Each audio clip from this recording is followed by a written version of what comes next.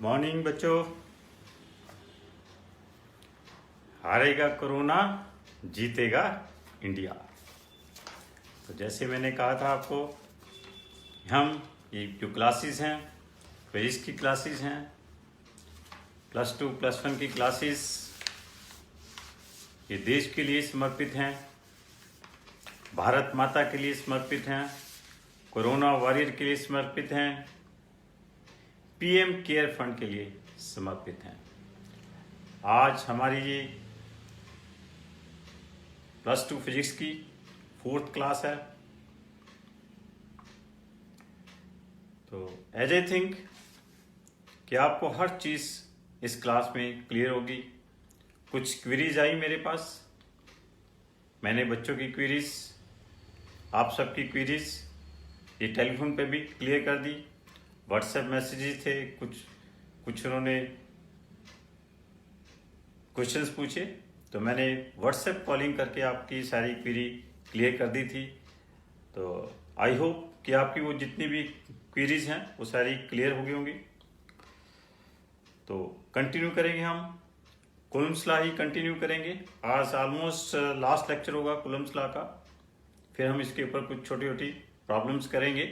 आज भी कुछ प्रॉब्लम्स करेंगे। तो जैसे हमने एक पहली क्लास से प्रण लिया था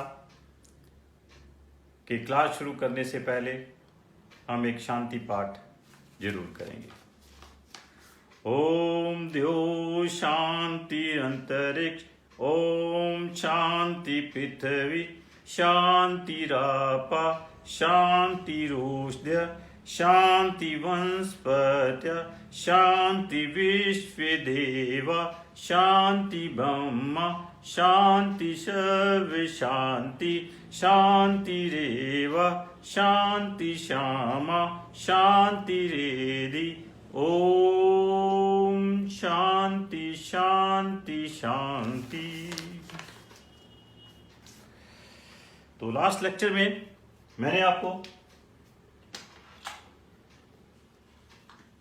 Coulomb's law, vector form of Coulomb's law explain किया था। और मैंने कहा था कि Coulomb's law holds the Newton's third law of motion. और इस को मैंने जो प्रूव किया था by considering it repulsive forces, और आपको कहा था कि you have to try it by considering it as a attractive forces. तो आई होप कि आपने सबने करके देखा होगा।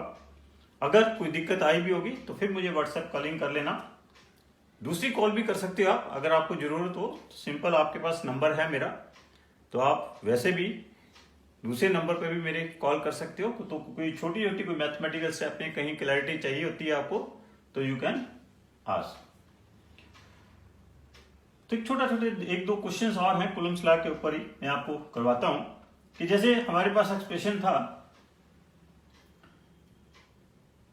कि force between the two charges 1/4 pi epsilon naught when it is kept in some medium Q1 Q2 by R square। बच्चों एक थोड़ा सा मैं क्लैरिटी करना चाहता हूँ। लास्ट वैसे आपने कुछ बच्चों ने क्लियर कर लिया, लेकिन कुछ बच्चों को, क्योंकि ना मैंने एक लेक्चर में एप्सिलॉन आर को क्या लिख दिया कि रिलेटिव परमिटिविटी ऑफ वैक्यूम और free space. I am sorry for that.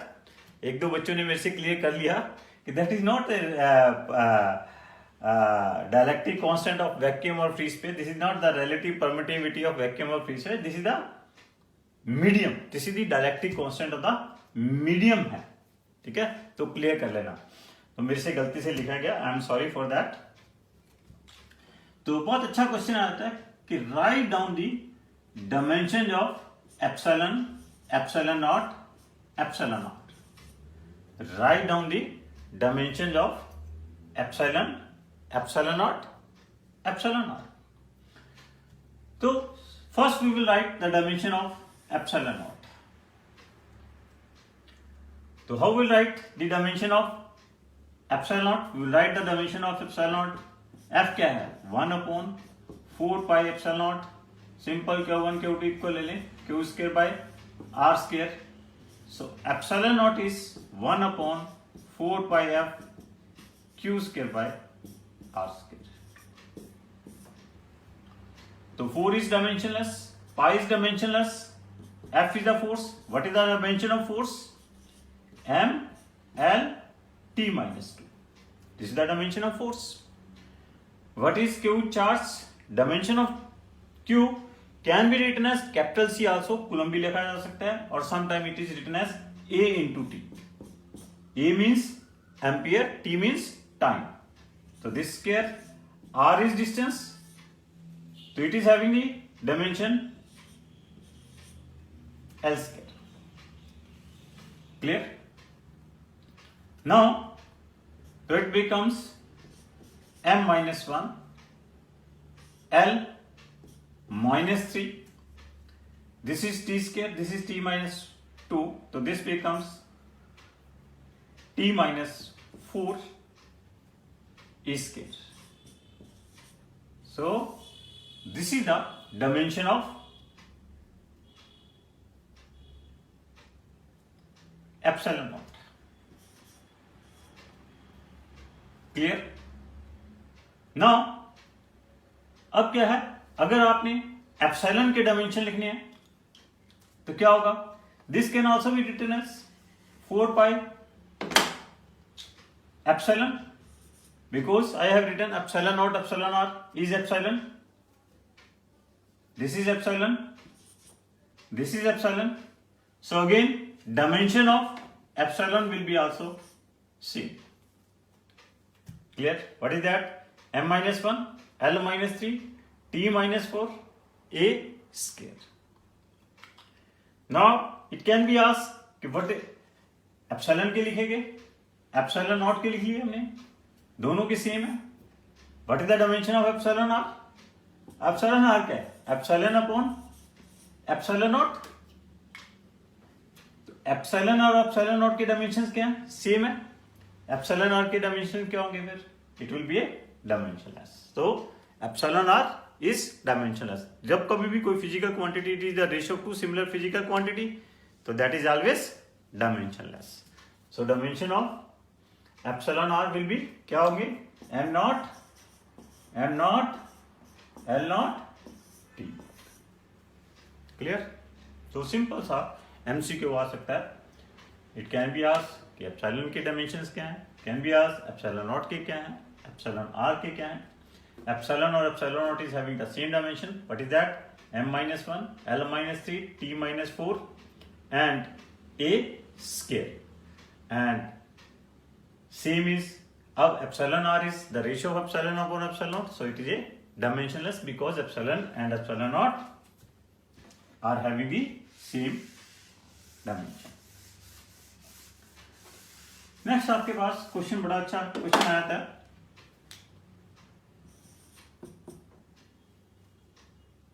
कि जैसे मैंने कहा था कि electrostatic force is stronger than gravitational force. तो some time it is asked कि जनरल पूछ लिया जाता है कि what is the ratio of electrostatic force and gravitational force. The ratio of electrostatic force and gravitational force, this ratio lies from 10 raised power 36 to 10 raised power 42. Strong है electrostatic force gravitational force से कितने times? 10 raised power 36 भी हो सकती है, 10 raised power 40, यहां से लेके यहां तक डिपेंड कि आप जब इलेक्ट्रोस्टैटिक फोर्स को ग्रेविटेशनल फोर्स के साथ कंपेयर कर रहे हो तो कौन से पार्टिकल्स आप लेकर चल रहे हो. मीन्स अगर मैं इलेक्ट्रॉन का पेयर लेता हूं, if I am considering a pair of electron and electron, in that case the ratio of electrostatic force and gravitational force will be 10 raised power 42. If I am considering electron proton pair, then the ratio of electrostatic force to the gravitational force is 10 raised power 39. If I am taking proton pair, then the ratio of electrostatic force gravitational force will be 10 raised power 40. अगर electron pair लेते हैं तो ये ratio ये बनेगी. Electron pair लेते हैं तो रेशियो 10⁻39 बनेगी, प्रोटॉन प्रोटॉन लेते हैं तो रेशियो 10⁻42 बनेगी। क्लियर? अब सिंपल सा मल्टीपल चॉइस क्वेश्चन आता है, कहता है ratio of electrostatic force and gravitational forces, A choice is 10⁻42, B choice is 10⁻39, C choice is 10⁻42 और डी चॉइस क्या दी हो सकती है? All of the above. तो बच्चों एक चीज ख्याल है, मल्टीपल चॉइस में याद रखना, आपने डी चॉइस तक चॉइसेस सभी जरूर पढ़नी है। अब मोस्टली क्या होता है कि it is asked gravitation electrostatic force is 10⁻42 times stronger than the electrostatic force. तो उसमें क्या है, तो बच्चे क्या करते हैं, जैसे अब आ गया, मोस्टली यही पढ़ा होता है, ए चॉइस में आ गई 10⁻42, चलो जी टिक किया। अब सबसे बड़ी दिक्कत ये है मल्टीपल चॉइस क्वेश्चन में, कहाँ आप 1 मार्क एक्सपेक्ट कर रहे होते, 4 मार्क्स एक्सपेक्ट कर रहे होते हो कि आपके तो 4 मार्क्स ही पक्के हैं, लेकिन जब रिजल्ट आता है तो वो -5 होते हैं। तो जब भी मैं कोई क्वेश्चन गलत होता है मैं -5 की बात करता हूं, मैं -1 की बात नहीं करता। क्यों? ऐसा क्यों? देखो 4 तो जो आपके ठीक होने थे वो गए, वो तो मिले नहीं आपको, प्लस 1 नंबर और नेगेटिव हो गया, तो इसलिए आपके टोटल मार्क्स कितने चले जाते हैं? 5 नंबर चले जाते हैं। अगर कोई क्वेश्चन आपका गलत होता है तो -1 नहीं होता, क्या मतलब होता है? -5 नंबर होते हैं। 4 जो आपको मिलने थे वो चले गए और 1 ऊपर से और नेगेटिव भी हो गया, तो 5 नंबर चले जाते हैं। तो बड़े मल्टीपल चॉइस क्वेश्चन को बड़े ध्यान से अटेम्प्ट करना पड़ता है। तो नथिंग इज मेंशन कि किसके लिए रेशियो पूछी है, तो ये भी हो सकते हैं, ये भी हो सकते हैं, ये भी हो सकते हैं। अगर चॉइसेस में A B C D choices में सिर्फ ए चॉइस 10⁻42 है और ये 10⁻39 42 है नहीं, 10⁻31 है, 29 है या 10⁻22, फिर तो एग्जैक्ट आंसर क्या है? 10⁻42 है। या एक चॉइस सिर्फ 10⁻39 है, बाकी इनमें से कोई नहीं है, आई एम सॉरी दिस इज 10⁻36, इनमें से बाकी और कोई चॉइस नहीं है, दिस इज करेक्ट आंसर। अगर तीनों हैं तो आपके तीनों ही एग्जैक्ट आंसर हैं, तो आंसर क्या बनेगा? All of the above. हाँ, इफ इट इज आस्क्ड कि ratio the electrostatic force and gravitational force particular pair के लिए पूछिए, इलेक्ट्रॉन इलेक्ट्रॉन पेयर के लिए पूछिए, तो then it will be 10⁻42। Electron proton pair के लिए पूछिए, then it is 10⁻39। If it is asked for proton proton, then it will be 10⁻36। Clear? Now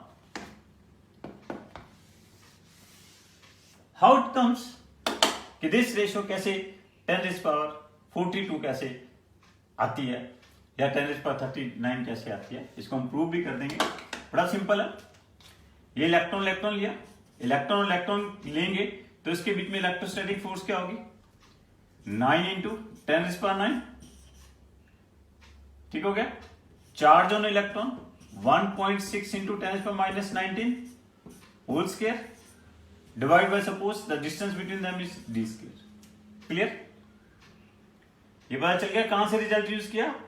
F is equal to 1/4πε0 Q1 Q2 divide by d square.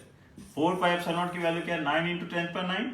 Q1 और Q2 यहां पे both are electrons, तो दोनों की value रख दी, d is the distance. Now इसी pair के बीच में ग्रेविटेशनल फोर्स क्या होगी? ग्रेविटेशनल फोर्स क्या होती है? Capital G m1 m2 divide by distance square. Capital G की वैल्यू क्या होती है? 6.67 × 10⁻11। मास ऑफ इलेक्ट्रॉन कितने हैं? 9 × 10⁻31 kg होल स्क्वायर कर दें डिवाइड बाय डिस्टेंस स्क्वायर। तो आपने क्या कैलकुलेट करना है? FE/FG कैलकुलेट करना है, तो क्या हो जाएगा? 9 × 10⁻9 into 1.6 × 10⁻19 whole square divided by 6.67 × 10⁻11 9 into whole square. You will solve it. It comes nearly equal to 10⁻42. Clear? यही चीज अगर हमने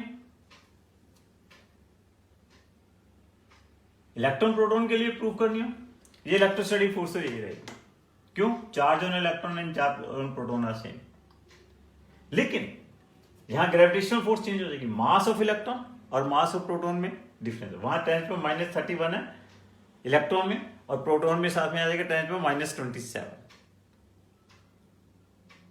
प्रोटॉन का मास ज्यादा होता है, प्रोटॉन के मास ज्यादा होने से फोर्स भी क्या होगी, रेशियो क्या हो जाएगी, फोर्स कम स्ट्रॉन्गर हो जाएगी इलेक्ट्रोस्टैटिक। अगर सिंपल प्रोटॉन प्रोटॉन ले लेंगे तो यहां पे मास में दोनों मासेस प्रोटॉन के लेने पड़ेंगे, ये इलेक्ट्रोस्टैटिक फोर्स वही रहेगी। तो कॉरेस्पॉन्डली आप ये रेशियो भी कैलकुलेट कर सकते हैं। डिफरेंस क्या आएगा, जब ग्रेविटेशनल फोर्स ले रहे हो तो आपको एक तो इलेक्ट्रॉन का मास लेना होगा, यहाँ पे एक मास दूसरा किसका लेना होगा, प्रोटॉन का। यहाँ पे जब ग्रेविटेशनल फोर्स ले रहे हो दोनों मासेस किसके लेने होंगे, प्रोटॉन के मास से लेने होंगे। बाकी इलेक्ट्रोस्टैटिक फोर्स चाहे ये पेयर ले लो, ये पेयर ले लो, ये पेयर ले लो, तीनों में इलेक्ट्रोस्टैटिक फोर्स तो सेम रहनी है, because product of the charges same है, क्योंकि इलेक्ट्रॉन और प्रोटॉन के ऊपर चार्ज सेम है और डिस्टेंस तो सेम है ही है। Clear? So this question can be asked. Now हमारे पास एक what is the unit of charge in SI system? This charge is measured in terms of coulomb. इसमें मेजर करते हैं coulomb.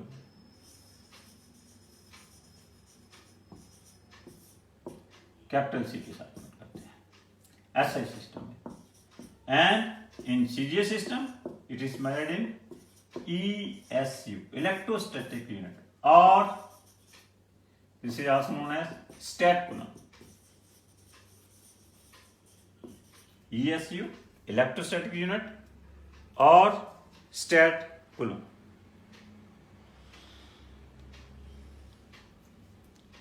And 1 coulomb is equal to 3 into 10⁹ ESU।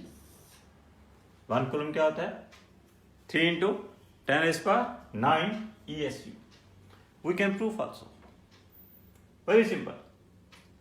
SI system में force की value कितनी है, 9 into 10⁹ Q² by R²। This is value in SI system।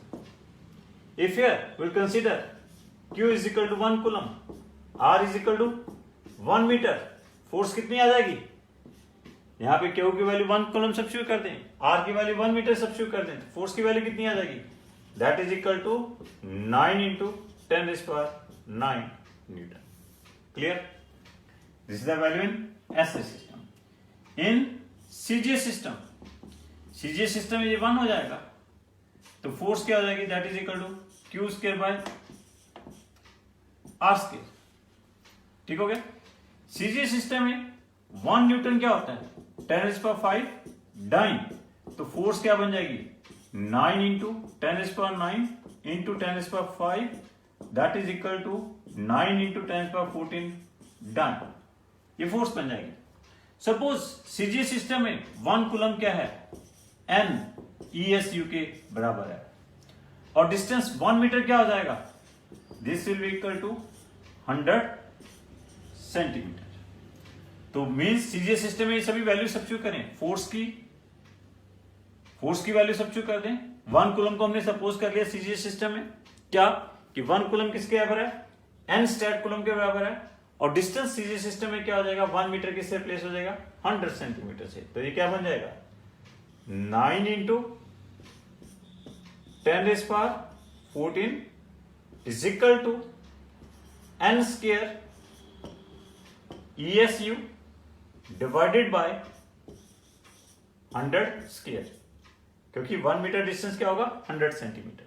तो यहां से हम देखेंगे तो क्या आ जाएगा, ये N² इज इक्वल टू क्या आ जाएगा, 9 into 10⁻14 multiply by 10⁻4, this becomes 9 into 10⁻18, N क्या बन जाएगा, 3 into 10⁹ will substitute N is equal to 3 into 10⁹, तो 1 कूलम क्या आ गया, 3 into 10⁹ ESU। Remember it. In SI system unit of charge is coulomb in CGS system. Its unit is stat coulomb. क्या relation आ गया? 1 coulomb is 3 into 10⁻⁹ stat coulomb. Board में simple prove करना भी आ सकता है कि show that 1 coulomb is equal to 3 into 10⁻⁹ ESU. How it will be proof?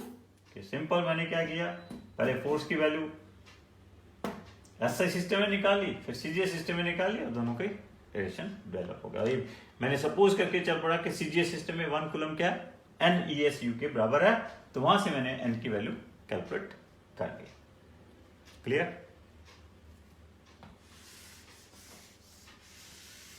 Now next topic is principle of superposition of charges. What is the principle of superposition of charges? But it says that if there are number of charges which are lying together, then resultant force acting on either of the charges is equal to the vector sum of individual forces acting on it. देखिए वैसे तो क्या है, इसको define करने की जरूरत नहीं है। अगर आपके पास नंबर ऑफ चार्जेज हैं और एक चार्ज के ऊपर दूसरे there are many other charges which are exerting the force on that charge, अब और वो जो फोर्स एक्ट कर रही हैं वो फोर्स डिफरेंट डायरेक्शन में एक्ट कर रही हैं। अब हमारे पास क्या फोर्स क्या है, वेक्टर क्वांटिटी है, और वेक्टर क्वांटिटी को हम अलजेब्रिकली ऐड ही नहीं कर सकते, तो रिजल्टेंट फोर्स जो आएगी इसके ऊपर, एक सिंगल चार्ज के ऊपर जो रिजल्टेंट फोर्स आएगी उसका हमें क्या लेना पड़ेगा, वेक्टर सम ही लेना पड़ेगा। सो लॉ कह लीजिए सिंपल, और you can say force is a vector quantity, so whenever we have to calculate the resultant force acting on either of the charge, we have to calculate their vector sum. तो most of the problem जो Coulomb's law के ऊपर based upon principle of superposition of charges है। मतलब कि suppose here we are having a charges Q1, Q2, Q3 dash dash Q1, here is a charge Q0, all these are positive charge, this is also a positive charge, so this Q1 will repel this charge Q0 in this direction. How much force will exert? F01 vector. This Q2 is exerting the force on Q0, that is F02 vector. Q3 is exerting the force on Q0, that is F03 vector. Similarly, Q1 is exerting the force on Q0, that is F0n vector. So in this way, the resultant force acting on Q0 will be equal to क्या होगा, F01 vector plus F02 vector plus dash dash plus F0n vector। तो हमें इसका vector sum लेना पड़ेगा। Clear? तो this is the principal of superposition of charges. 3-4 मैं problems कराता हूं इसके ऊपर, प्रॉब्लम से आपको बहुत ही क्लैरिटी होगी। फर्स्ट प्रॉब्लम क्या है, कहते हैं 3 equal charges of same sign, 3 charges of same sign and same magnitude are lying on 3 corners of the equilateral triangle. Each side of the triangle is L unit. Calculate the magnitude and direction of the resultant force acting on either of the charges. एक बार फिर question सुनिए, क्या कहा है कि 3 equal charges are lying on 3 corners of the equilateral triangle. 3 corners of the equilateral triangle. Each side of the triangle is L unit. Calculate the magnitude and direction of the resultant force acting on either of the charge. तो ये 3 charges हैं जिनके magnitude भी same है और sign भी same है, means all are positive charge, all are negative charge. Triangle की 3 कॉर्नर्स के ऊपर पड़े हुए हैं, किसी एक के ऊपर हमें रिजल्टेंट फोर्स कैलकुलेट करनी है। सपोज करो we want to calculate the resultant force acting on a charge which is lying at B. Acting on a charge which is lying at B. तो इसके ऊपर रिजल्टेंट फोर्स कैलकुलेट करनी है। अब जैसे कल मैंने बताया था, मैंने vector form of Coulomb's law में कहा था, इट इज वेरी इंपॉर्टेंट कि जब एक चार्ज दूसरे चार्ज के ऊपर फोर्स एक्सर्ट करा तो वो फोर्स किधर जा रही है। तो ये आपको थोड़ी सी क्लैरिटी हो जाएगी, तो फिर कोई किसी प्रॉब्लम को भी करने में आपको दिक्कत आएगी नहीं। अब जो चार्ज ए के ऊपर पड़ा हुआ है उसने क्या करना है, बी वाले को क्या करना है, रिपेल करना है। किस डायरेक्शन में, इस डायरेक्शन में रिपेल करेगा। It will repel this charge in this direction. कितनी फोर्स एक्सर्ट करेगा इस पर, एफ बी। क्लियर। सी जो है ये भी पॉजिटिव है, ये भी पॉजिटिव है, तो सी बी को क्या करेगा, रिपेल करेगा। किधर, बिकॉज मैंने डेफिनेशन में कहा था कूलम्ब्स लॉ कि force always acts along the line joining the two charges. इसको इधर रिपेल करेगा। कितनी फोर्स एक्सर्ट करेगा इसके ऊपर, that is equal to F B C vector. Clear. तो resultant force acting on a charge which is lying at B क्या होगी, F B vector will be equal to क्या होगा, F B A vector plus F B C vector. बच्चों मैंने आपको कहा था कि जिनको वेक्टर्स वगैरह में कोई दिक्कत है तो मेरी क्लासेज है, ऑनलाइन क्लासेज ही मेरी क्लास 1 की भी चल रही है, उसमें वेक्टर का टॉपिक ही चल रहा है। थोड़ा उसमें स्लो जरूर चल रहे हैं, लेकिन अगर आप फास्ट रिवीजन करना चाहते हो, आज मेरी नीट की क्लासेज भी शुरू होंगी जिसमें मैं क्विक रिवीजन कराऊंगा, वेक्टर से ही शुरू करूंगा। तो जिसने रिवाइज करनी हो चीजें वो रिवाइज कर सकता है। तो वेक्टर्स की हमें ये नहीं है कि इसी चैप्टर में इलेक्ट्रोस्टैटिक में तो बहुत जरूरत पड़ेगी, आगे भी जरूरत पड़ती रहेगी, तो इसलिए वेक्टर्स वाला टॉपिक खुद रिवाइज कर सकते हो तो खुद भी रिवाइज कर लो। So this is the resultant force acting on a charge B. अब देखिए, अगर एफ बी ए और एफ बी सी का मैग्नीट्यूड देखें, दोनों के मैग्नीट्यूड तो क्या है, सेम है। क्यों सेम है, फोर्स में क्या होता है, product of charges and distance, दो ही चीजें के ऊपर डिपेंड करता है। दोनों फोर्सेज में, एफ बी सी में भी F B C B A में भी, product of the charges and distance same है। यहां पे भी फोर्स क्या आएगी, k q square by L square B A में, और एफ बी सी में भी क्या आएगी, फोर्सेस के q square by L square. के में आपको जरूरी नहीं है कि बार बार इसको 1/4 पाई एप्सिलॉन नॉट लिखें या के की वैल्यू 1 लिखें। इट डिपेंड्स कि हमारे पास एसआई सिस्टम है या सीजीएस सिस्टम है या मीडियम क्या है, तो हम सिंपल जब ऐसी इस तरह की प्रॉब्लम्स हो तो के को सिंपल हम के ही लिखते रहेंगे। जिस तरह से है, अगर एसआई सिस्टम है तो के 1/4 पाई एप्सिलॉन ले लेंगे, सीजीएस सिस्टम है के 1 ले लेंगे, एसआई सिस्टम है विद मीडियम है तो के की वैल्यू 1/4 पाई एप्सिलॉन आर ले लेंगे। क्लियर।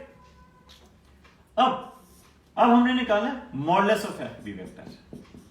मॉडुलस निकालना है तो मॉडुलस क्या होगा, modulus of F B A vector plus F B C vector, ये होगा मॉडुलस।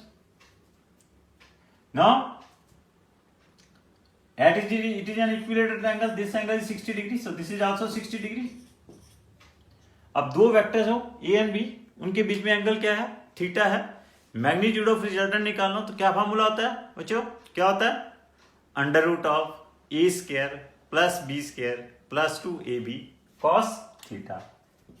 तो ये क्या बन जाएगा, under root of F B A square plus F B C square plus 2 F B C cos 60।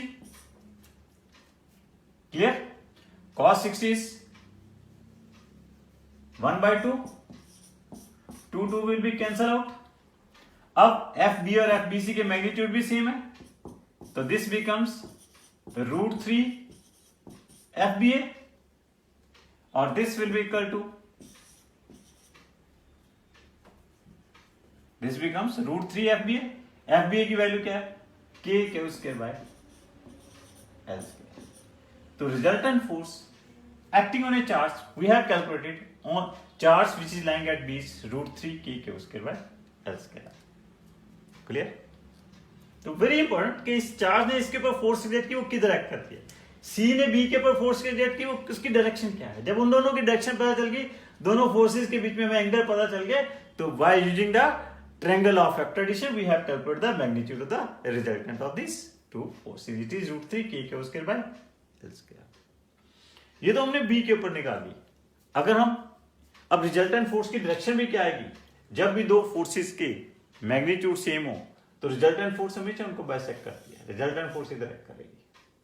This is the direction of the resultant force acting on a charge B, इस direction में act करनी है। Clear? Now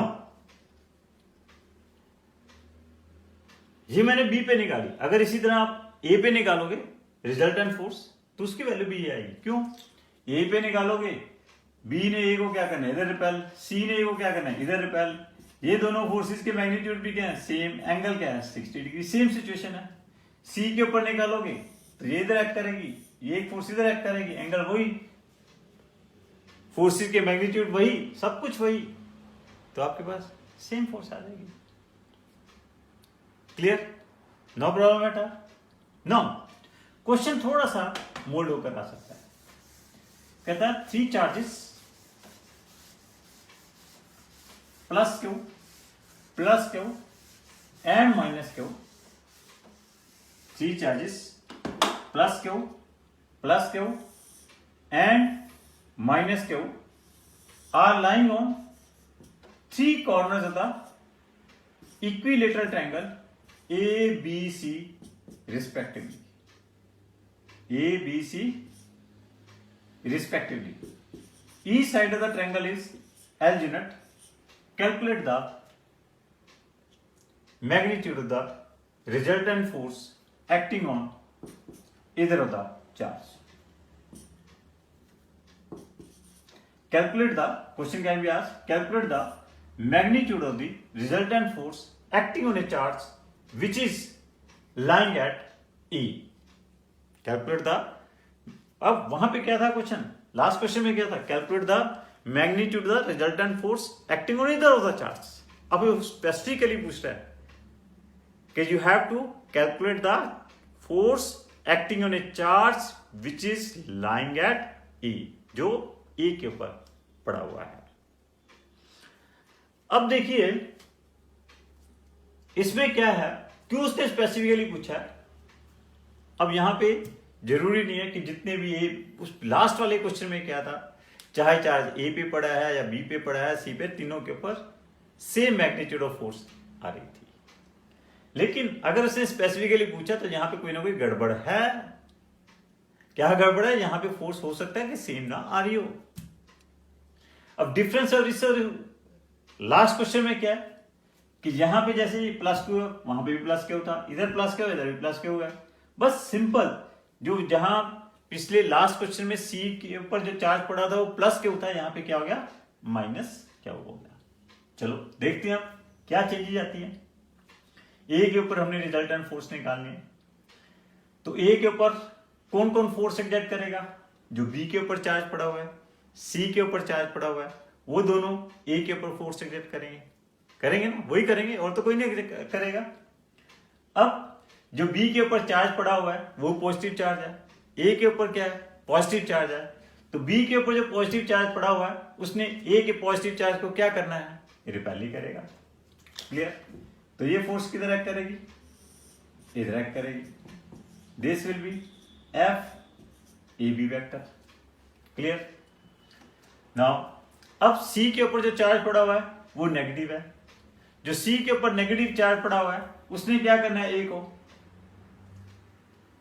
क्योंकि ए के ऊपर positive charge है, उसने ए को क्या करना है, अटैक करना है, अपोजिट चार्ज है।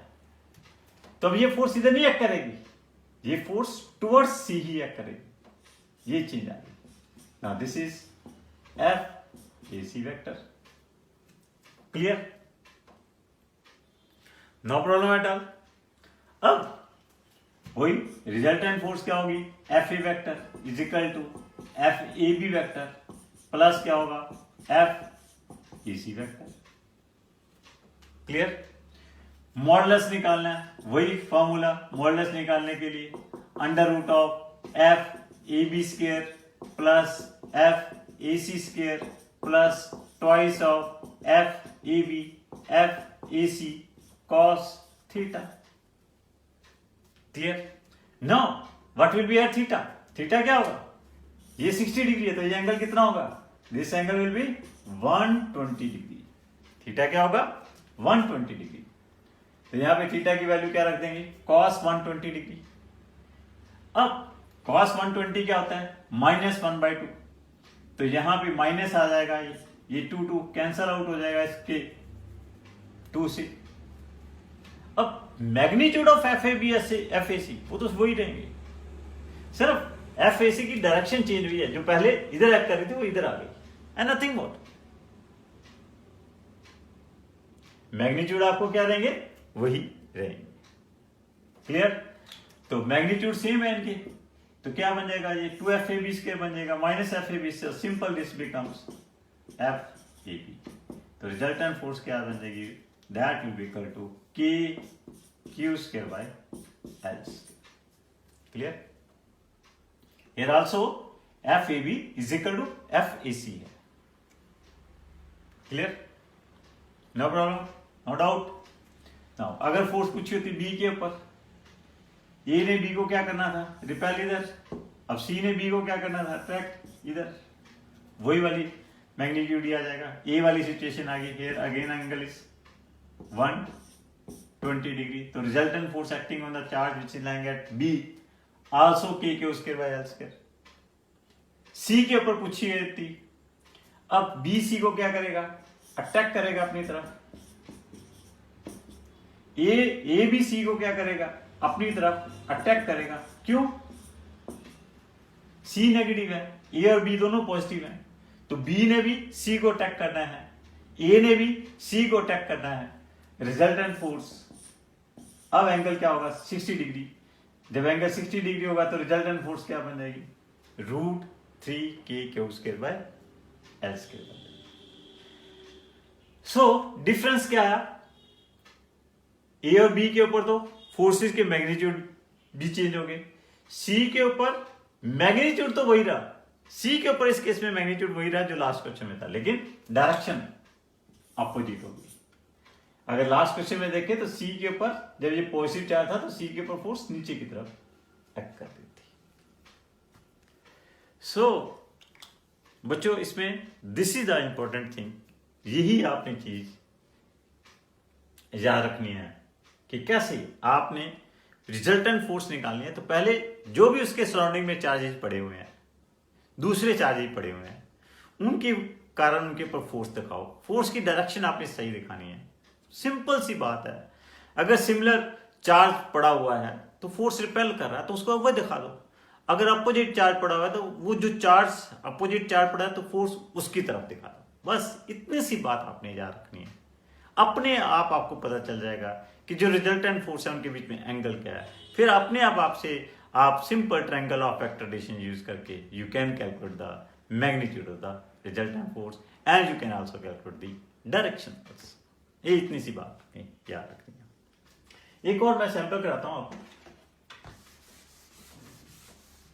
इट इज आस्क्ड कि 4 equal charges are lying on 4 corners of the sphere A, B, C, D. Each side of the sphere is L unit.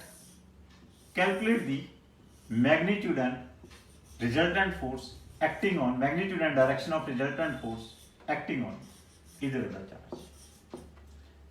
Last question में क्या थे, फर्स्ट क्वेश्चन में क्या था कि 3 charges are lying on 3 corners of the equilateral triangle। इस question में क्या है, 4 equal charges are lying on the 4 corners of the sphere। So suppose in this case we want to calculate the resultant force acting on a charge which is lying at C।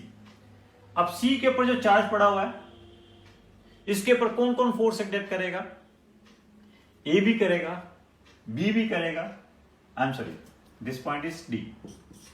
We want to calculate the resultant force acting on D. तो D के ऊपर कौन कौन force exert करेगा? जो ए पे charge पड़ा हुआ है वो भी करेगा, जो बी पे चार्ज पड़ा है वो भी एग्जर्ट करेगा, जो चार्ज सी पे पड़ा है वो भी एग्जर्ट करेगा। इस तरह 3 चार्जेस इसके ऊपर फोर्स एग्जर्ट करेंगे, और तीनों ही क्या है, वो जो ए बी सी के ऊपर तीनों चार्ज पड़े हुए हैं, तीनों ही पॉजिटिव चार्ज हैं, और डी के ऊपर भी जो चार्ज पड़ा है वो भी पॉजिटिव चार्ज है। तो मीन्स बाकी तीनों चार्जेस इस चार्ज को क्या करेंगे? रिपेल ही करेंगे। तो बी ने डी को क्या करना है? रिपेल, वो इधर रिपेल कर देगा। कितनी फोर्स एग्जर्ट करेगा? F D B vector. A क्या करेगा? डी को रिपेल करेगा, वो इधर रिपेल कर देगा, this will be F D A vector. C क्या करेगा? वो इधर रिपेल कर देगा, this will be F. Clear? तो these are the 3 forces acting on these 3 charges. Clear? तो आपने कल आपने बैठकर ये ट्राई करना है कि what will be the magnitude of the resultant of these 3 forces. कल मैंने आते ही इसके साथ डिस्कस करूंगा, आप इसके लिए तैयार होकर आना। सो बच्चों, आपसे बातें बहुत है करने के लिए कि how to study, which books you have to use in +2 competitive examination के लिए, बोर्ड एग्जामिनेशन के लिए, नीट के लिए और के लिए बहुत सारी बातें हैं करने के लिए। मुझे मेरे पास क्विज थी, बच्चे व्हाट्सएप पे पूछ रहे थे, तो मैंने कहा था ये बातें जो हैं, कुछ बातें ऐसी हैं, मैंने कहा ये कॉमन है सबके लिए, तो हम जब क्लास में मिलेंगे तो वहीं पे ये सब बातें उसी प्लेटफॉर्म पे डिस्कस करेंगे। कुछ बच्चों ने पूछा जी कैसे पढ़ना चाहिए, हमारे पास हमने सीबीएसई की तैयारी किस तरह से करनी चाहिए, नीट की तैयारी हमें किस तरह से करनी चाहिए। तो फिर मैंने किसी बात का किसी बच्चे को जवाब नहीं दिया है अभी तक। मैंने कहा ये सब बातें क्या है, कॉमन है, ये सबके क्वेश्चन है, सब बातें कि कौन सी बुक्स यूज करनी है, कौन सी असाइनमेंट हम डिस्कस करें, कौन सी असाइनमेंट थ्योरी के लिए कौन सी बुक यूज करें, न्यूमेरिकल्स के लिए कौन सी बुक यूज करें, मल्टीपल चॉइस के लिए कौन सी बुक यूज करें, तो किस तरह से हमने ये सब प्रैक्टिस कहाँ से करें, तो ये सब चीज़ें हैं। तो मैंने बच्चों को कहा कि ये सब की जवाब जो है हम एक दिन इकट्ठे, मैं एक ही क्लास में सबके जवाब दूंगा, अलग अलग से जवाब देने का इसका कोई पर्पस नहीं है। लेकिन सब्जेक्ट के रिलेटेड जिनकी जो जो क्वेरीज थी कि किसी को कोई मैथमेटिकल स्टेप नहीं समझ में आया या किसी को कोई डेफिनेशन में क्लैरिटी नहीं थी, तो वो मैंने टेलीफोन पे और व्हाट्सएप पे जवाब पे उनको क्लियर कर दिया था। ठीक हो गया? तो ये सब बातें कॉमन है, तो हम ये सब बातें करेंगे, डिस्कस करेंगे। तो हो सकता है कल के लेक्चर में कर लें या नेक्स्ट लेक्चर में कर लें, तो इसकी आपको चिंता करने की जरूरत नहीं है। अभी फिलहाल मैं जितना पढ़ा रहा हूँ आपको, ठीक हो गया? अगर आपके पास जो भी बेसिक बुक है उसमें पढ़ते रहो, तो जितना मैं बतला रहा हूँ बड़ा बच्चों का देखो आपका ही रिस्पॉन्स है कि बहुत अच्छा समझ में आ रहा है। तो जो छोटी छोटी दिक्कत आ रही है, मैथमेटिकल स्टेप में दिक्कत आ रही है, वो मैं सॉल्व कर ही रहा हूँ। ठीक है? तो आज के लिए इतना बहुत है, तो पढ़ना इसको सारा अच्छी तरह जाके, ये प्रॉब्लम मैंने छोड़ी है इसको ट्राई करना। ठीक है? It's okay, thank you very much, stay home, stay safe, thank you.